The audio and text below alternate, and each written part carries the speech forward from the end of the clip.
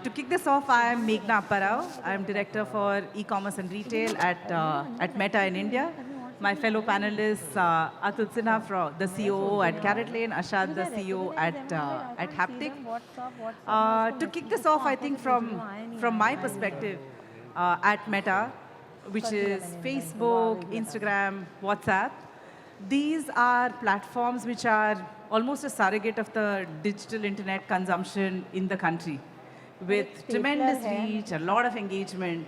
And I think a great way to do this is, if I can just ask you guys in the audience, how many of you have used WhatsApp maybe in the past 1 hour? Can you just put up your hands? Okay, there are like 5 people in the room who are very diligently listening to the panels whose hands didn't go up. But I must say that the answer will be no different whether you're sitting in a large metro city like Mumbai with NCCSA audience like yourself, or whether we're sitting in tier 2 and 3 India, or we are talking to a bunch of Gen Zs. So that is really the reach of the platform, as well as the engagement. Because I asked you the question in the past 1 hour. I really hope in the next 20-odd minutes that you don't use WhatsApp and instead listen to us. But after that, you can go back to using WhatsApp one more time. I must also say in the past few years at Meta, we have seen a tremendous digital transformation in the way people are consuming content and information. But I think most importantly for brands and businesses and retail companies like yourself, on how these platforms are allowing you to drive business outcomes. And I think that's the heart and center of today's conversation and what we want to talk about. But while we think about reach, which I just mentioned, the second one is also a very important fact on how engaging these platforms are.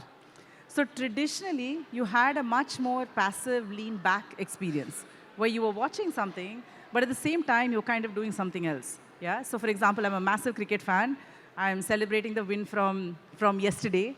But the reality is, while I'm watching TV, I'm also finding the break to go and grab my coffee or grab my phone or finish some quick action. But what we see when people are consuming platforms like Instagram or WhatsApp is it's a heavily engaged platform. And how do we see that? One is, if I ask you the question, how many times do you open the app every single day? You probably need a tracker device on your phone to actually tell you that. Yeah? And you are representative of all consumers who are our consumers. The second one is a fun fact, is the number of times content is shared. So today, people are consuming a ton of video content. So more than 50% of content consumed on Facebook or Instagram is video. And it's not just the passive lean-back video watching. About 3.5 billion reels are shared every day. Not created, but shared every day. So it's become a medium and mode of communication and engagement. So I think what we'll use the next couple of minutes is to see how businesses, through practitioners like my fellow panelists, will share some examples of how their brands are doing it, to leave you some food for thought on ideas and ways in which you could do it. So to kick that off, I'm going to go to Atul. Jewelry is a brilliant segment, as always. I'm a massive jewelry fan. Caratlane has always been a digital-first brand. So there is this lot of conversation around the phygital space. And I think you folks have been leading edge in being phygital. So would love to hear how your experience of building the brand has been. Thank you, Meghna. Some very interesting facts on media consumption. Actually, that's been at the center of how we have evolved the brand over time. We started Caratlane in 2008. And about 10 years ago, frankly, for most businesses, if you had a website, you had e-commerce, companies would say we are omnichannel because we sell online and we sell in stores. COVID changed a lot of that, right? Because what happened with COVID, of course, is many more people adopted online commerce compared to physical commerce. But what happened after COVID is even more interesting, because as people started coming back to stores and the market started opening up, they still wanted the joy of shopping at a physical space. All of us, I'm sure, love going out. Certain categories, and jewelry for sure, they love going to the stores and shopping there. But they also wanted to minimize their time because the post-COVID impact was still there. So they would wear a mask and they would want to minimize their time. And the brands that really were able to build on the opportunity of integrating online with retail were the brands that really were able to make the most of the post-COVID growth that happened in retail. So what we've done, and what I think the opportunity for brands is to really make sure that when a customer comes online, one part is, can I sell to the customer? But the second part is, can I create desire? Can I make sure that the customer gets access to all the information that they may want, so that by the time they go to the store, yeah, if I like a ring and my size is, let's say, 11, by the time I go to the store, do I know that this store has a ring of size 11 or not? Because if I know that, I know I can complete my transaction much faster. I'm not going to be disappointed, right? And that's the kind of integration in phygital that brands really need to do if we really want to make it seamless. In fact, now what we have moved towards is to complete this journey. The gap often is that when the customer comes to the store, they may have done their research online. But does the store team know that this is what the customer likes, correct?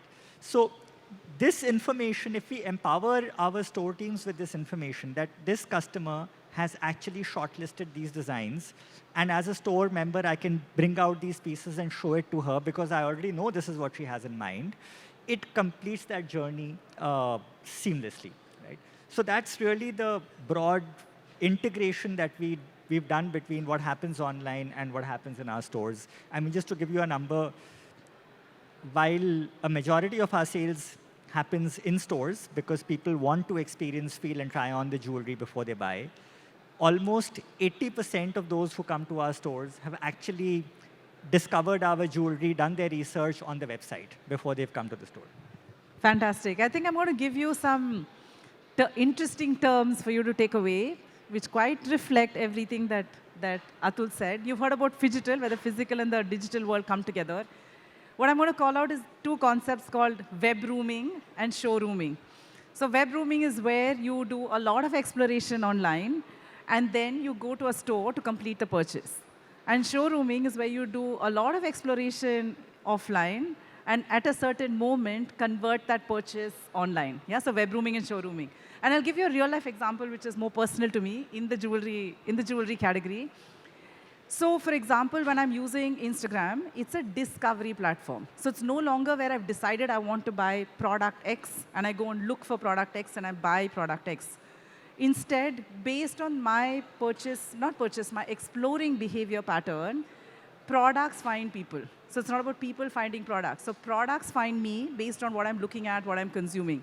A great example is when I'm doing wedding season shopping. So based on everything that I'm seeing, it shows me a ton of content. It could be direct product content and ads. It can be organic content. It can be creators and influencers. So it gives me a great picture of all the things which are possible. Yeah, so the spectrum of things that I can actually buy.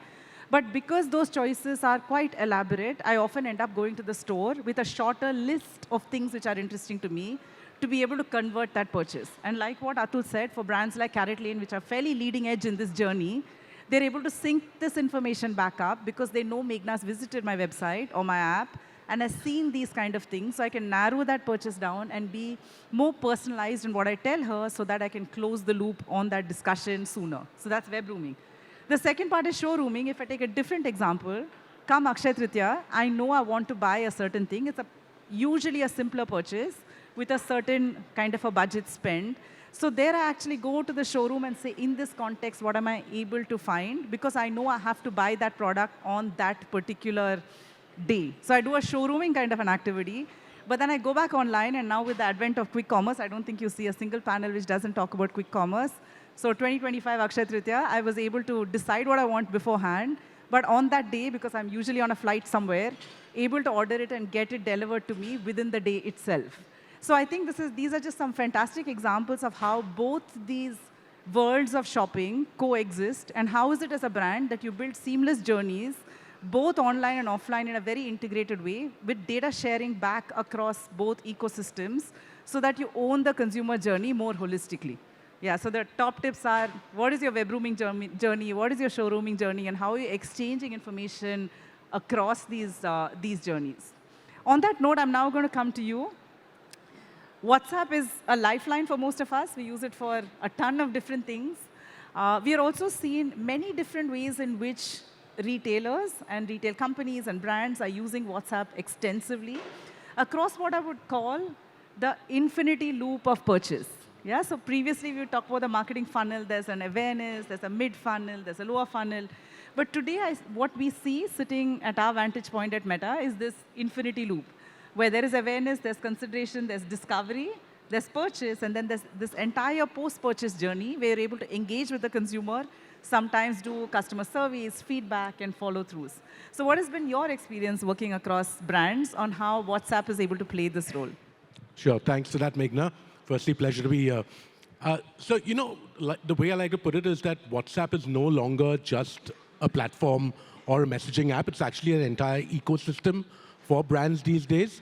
And the reason I say that is that, as you mentioned, right, it covers the entire ambit of life cycle of a consumer today. So right from the discovery to consideration, sales, post-purchase, support, etc., the entire full funnel is handled on a single WhatsApp platform. Being part of the Geo Reliance group and working with over 50,000 businesses, mostly in the retail, online commerce, etc., we've seen this play out various times, right? The way I like to put it is that in the initial days, you had obviously your physical stores. A lot of brands moved to the web online presence. Then came the era of mobile apps. And today is the era of conversational commerce. And we see more and more brands adopting to it. So, the whole journey for a typical digital-first brand starts with discovery of their product, obviously, where meta platforms, including Instagram, Facebook, etc., you run an ad, what you call a click-to-WhatsApp ad, right? Really powerful ad because instead of leading the customers right to the website, some of them don't have a website even, it actually lands them on your WhatsApp app, right? And starts a conversation with the brand. That's where the consideration phase starts kicking in. And providers like us, we actually enable brands to have an entire conversational AI experience on the WhatsApp platform, right? So imagine this, a consumer enters the Tira website, for example, asks a simple question, for example, in their natural language, says, I'm going to Goa for a holiday and I'm looking for a sunscreen, right? Now, in today's day and age, AI is so smart and intelligent that it actually understands the context. It understands that it might be, really humid, and you might need a moisturizer with, say, SPF 20, right? And is able to recommend those products right on the WhatsApp platform. Now, that's value delivered right there. Post this consideration phase, like you mentioned as well, certain brands might want to nudge customers to move to their physical stores, but others might want to show up a catalog, and that's where WhatsApp really integrates beautifully with online platforms like Shopify as well, right? The entire catalog is also available on the WhatsApp interface itself, and an entire purchase journey can actually be triggered from there, including the payment gateway integration, and obviously post-payment, your AI agents, again, on WhatsApp can really take over, give post-sale support. And then obviously engagement, we all know brands constantly keep reminding us, et cetera. Using WhatsApp is a great channel to do that. The one amazing feature that's now been launched for businesses on WhatsApp is also the voice calling. I think that's a really powerful feature because chat is always there, but voice is a really powerful channel. Again, a lot of customers want to speak to your agents, and that's where we can route these calls directly to your agents, but also have your AI agents answering these calls. And like we were discussing before, right? Some of this has become so seamless that you actually have customers at the end of conversations and calls asking, am I speaking to a human or was it a bot, etc. So these are the sort of journeys that are really rich, engaging, and can also offer a multimodal experience. So for example, if someone said, I'm looking for a gold pendant, and it's a WhatsApp call that's going on, we can also push a catalog that's in real time and say, I've sent you some, collections of gold pendants. Why don't you have a look?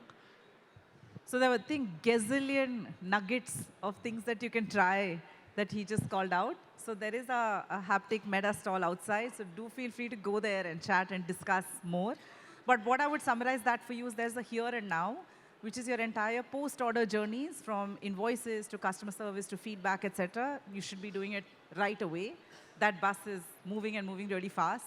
I think as we look forward to 2026, I think the space of assisted shopping, conversational commerce, using AI, natural language processing, and AI agents is definitely a thing of the future for 26. But if I'm back here, same panel, same room with these gentlemen, it'll be a thing of the past. So I think you should be able to get on that bus. So I'm going to quickly move to Atul. Atul, what we see is about 77% of discovery on products is happening on social media in India today. And about 96% of that is on Instagram, Facebook, etc. For that, content is super important. And we know at Caratlane, you're absolutely best in class in terms of using the right content to drive the right engagement and purchase. So tell us what your experience has been. Yeah, I think many people now pretty much live their lives on social media. And so you're absolutely right. Content is very important. But also, how do we get our message to reach out to larger and larger base of audience is also equally important. And in fact, Meta has this tool called partnership ads with creators, which we actually used it for the first time during Valentine's period. And Valentine's is a great opportunity for us to sell jewelry. But it needs a bit of a nudge because many people may not automatically think that I should buy jewelry during Valentine's. So we did this campaign with creators. It allows us to get reach to millions of people and people who know how to create content in a manner that is engaging to build your brand. When we did it last time, we saw an almost 2.7 points lift in brand association. We saw a 3.7 points lift in brand recommendation. We saw a drop in our cost to add to cart by almost 33% and a cost of acquisition by almost 50%. So, there are lots of tools that are available for brands to choose on what can I do to maximize my reach and how can I drive it in the most efficient way. This definitely is a great option. So I think that gives you a ton of stats on how this is really working. I would double click on that saying that if you have a content strategy, it has to involve creators or influencers as a part of it. And if you don't, you're missing that bus also, because you can see leading edge companies like Caratlane who have fully absorbed this and being able to see the outcome of that. So what is your creator or influencer playbook and how do you use them to stay on top of trends, create the right content, and be able to drive your outcomes? The last question coming to you is, for retail, driving store footfalls is one of the biggest KPIs. So how have you seen WhatsApp play a role in driving store footfalls? Sure. So we've seen this played across various brands that we work with. One example is of Brother India, right? They sell printers and electrical appliances, etc. So when someone lands on a WhatsApp surface from an ad that originated, say, on an Instagram platform, they use it really well by allowing customers to really shortlist, like you all said, right? Like what they're looking for. Just evaluate the options. Someone comes in with a random query saying that I'm looking for a printer for my studies, shows a bunch of options, but the sale is not converted out there. It's the consideration that is made out there, just like Atul said. They actually understand what they're coming for, they know what they're looking for, and then they're redirected towards the closest store where that would be available, right? I think that's what a lot of customers are doing today as well. So I think what we see at Meta, we have a product called Click to WhatsApp. It's quite an interesting product because the ad shows up on Facebook or Instagram. Yeah, but on Facebook or Instagram, the call to action is click to WhatsApp. So when you click on that button, it actually opens up in your WhatsApp. And through that, you've got consent because the person has consented to converse with your brand on WhatsApp. You've got hold of that person's phone number, which is so precious. And you can kickstart a conversation with a consumer who's very engaged, finds your product relevant, and then you plug in various AI-led bot journeys to complete that conversation in the most personalized way. So that's another thing you should explore.